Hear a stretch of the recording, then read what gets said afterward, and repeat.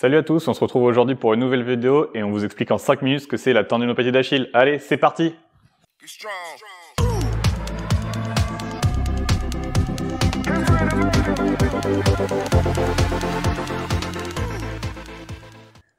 Commençons par présenter ce qu'est un tendon.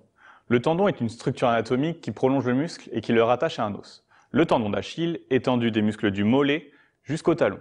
C'est le tendon le plus gros et le plus résistant du corps humain. Le tendon est principalement composé d'os et de collagène, qui assurent ensemble l'élasticité. L'organisation des fibres de collagène lui confère une grande résistance face aux différentes sollicitations. Le tendon présente deux rôles principaux, la transmission des forces et l'information sur les changements de tension du muscle. À travers ces rôles, le tendon d'Achille permet, entre autres, de se mettre sur la pointe des pieds ou de se propulser lors de la marche. Il est particulièrement mis en jeu lors des montées en côte et lors d'accélération. Malgré tous ces aspects, lorsqu'il est trop sollicité, il peut facilement être douloureux. Cette douleur peut être le siège d'une tendinopathie. Mais là-haut, qu'est-ce qu'une tendinopathie?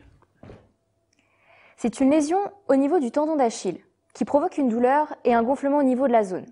À cause de cela, le tendon ne va pas fonctionner normalement. La tendinopathie peut siéger à deux endroits.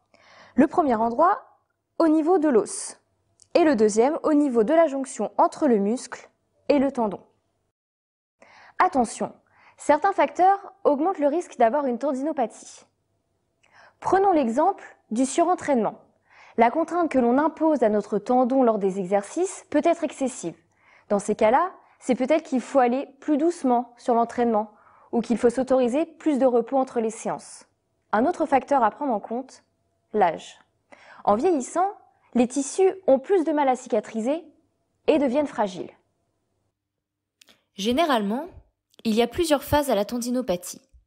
La première phase est un épaississement du tendon accompagné d'une augmentation de la raideur. Ceci survenant lors d'une activité physique inhabituelle ou trop intensive.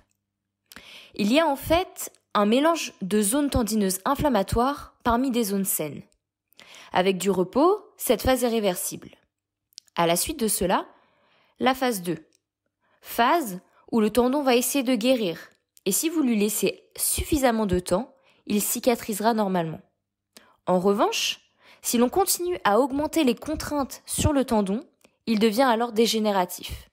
C'est-à-dire qu'une partie du tendon ne pourra plus assumer ses rôles. Il sera fragilisé et ça peut aboutir à la phase 3, la phase de la rupture. La cicatrisation du tendon d'Achille se fait théoriquement en 6 semaines.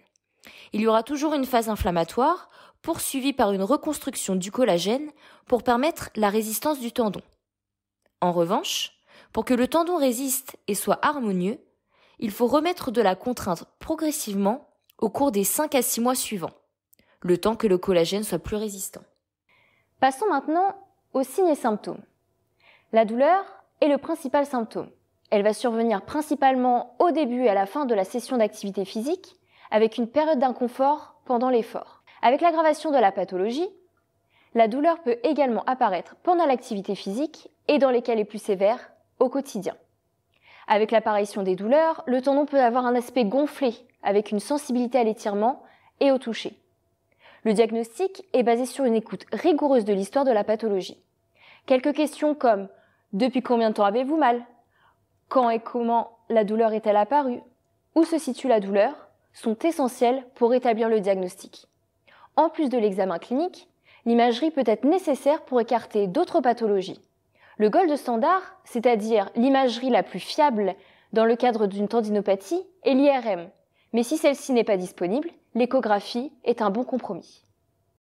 Si vous pratiquez souvent ou occasionnellement de la course à pied, pensez à bien vous hydrater, entre 1,5 litre et 2 litres par jour. Échauffez-vous avant de courir en faisant par exemple 10 squats, des montées de pente de pied, des rebonds, puis commencez à trottiner et à augmenter progressivement la cadence. Et surtout, ayez un bon sommeil, c'est la clé de la récupération. En espérant que cette vidéo vous a éclairé sur les tendinopathies d'Achille, n'hésitez pas à vous abonner et de mettre un pouce bleu en dessous de la vidéo. À bientôt!